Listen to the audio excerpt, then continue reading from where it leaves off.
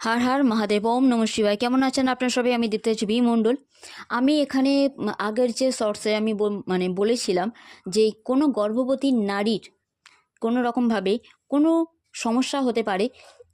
আপনাদের শত্রুপক্ষ এটাই চাইছে যে গর্ভের যে সন্তান আছে সেটাকে কিভাবে তাকে কষ্ট দেওয়া কিংবা শেষ করে দেওয়া।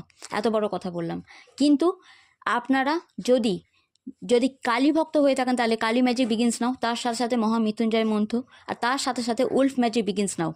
এই তিনটে মন্ত্র যদি জপ করেন আপনাদের সন্তান সুরক্ষিত থাকবে।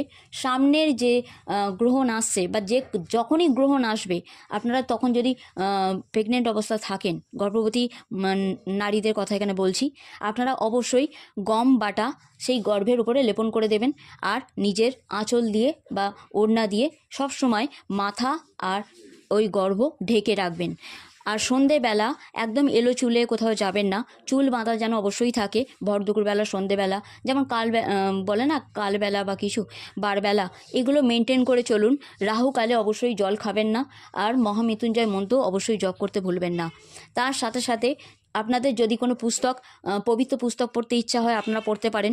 গীতা পড়তে পারেন, রামায়ণ পড়তে পারেন, মহাভারত পড়তে পারেন, কিন্তু এমন কোনো জিনিস পড়বেন যেটা আপনাদের মোটিভেট করবে, আপনাদের মনোবল বাড়াবে, আপনাদের স্বপ্ন, যাতে আপনারা বিশ্বাস করেন যে আপনাদের স্বপ্নটা পূর্ণ হবে, আপনাদের ইচ্ছা মনোবাঞ্ছা পূর্ণ হবে।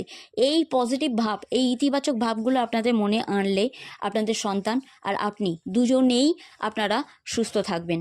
আর যারা ক্ষতি করার চেষ্টা করছে তারা অটোমেটিক পিছু পাওয়া হবে, কারণ কালী ম্যাজিক বিগিনস নাও বললে মা জগদম্বা মহাকালিকা স্বয়ং আপনাকে রক্ষা করবেন, আপনার সন্তানকে রক্ষা করবেন। আর তারই সাথে সাথে যারা কৃষ্ণ ভক্ত হয়ে আছেন তাদের আমি অবশ্যই বলবো, আপনার কৃষ্ণ ভক্ত বলে হে কেশব হে মাধব হে গোবিন্দা রক্ষা রক্ষা পাহি পাহি পরমানন্দা এই মন্ত্র অবশ্যই জপ করবেন।